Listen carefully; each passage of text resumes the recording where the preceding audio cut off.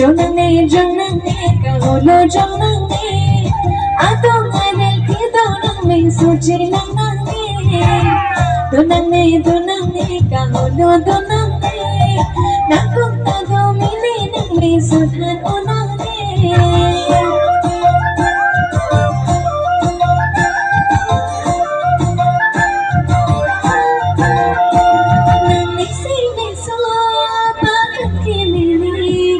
Nang si beso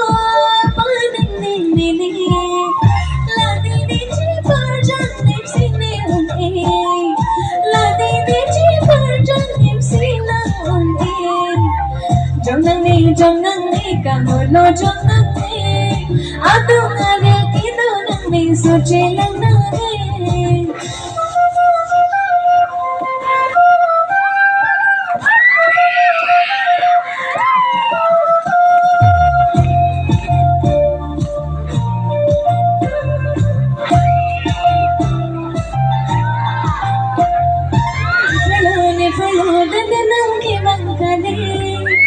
Sanilang khatene pambapine male Nepalo betanang kiwakane Sanilang khatene pambapine male Choche sinang mani thilave Dinang lungle tebang talong nanne Jonanne kaholo jonanne Adung arel kitu nang me sodhan unange Donanne kaholo donanne nakong tagumili nang may sodhan unange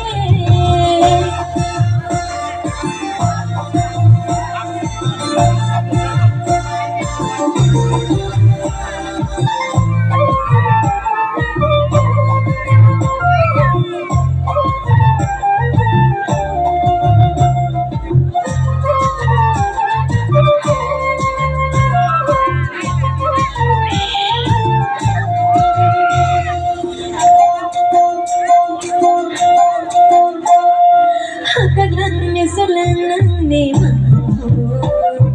chitne kita megnanne paho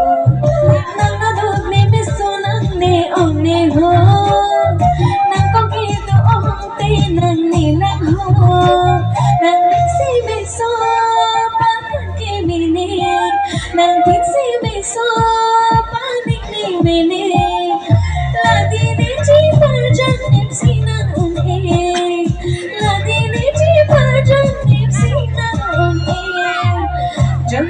Jonanne kaholo jonanne adung arel kido nang may sodhan unange Donanne kaholo donanne nakong tagumili nang may sodhan unange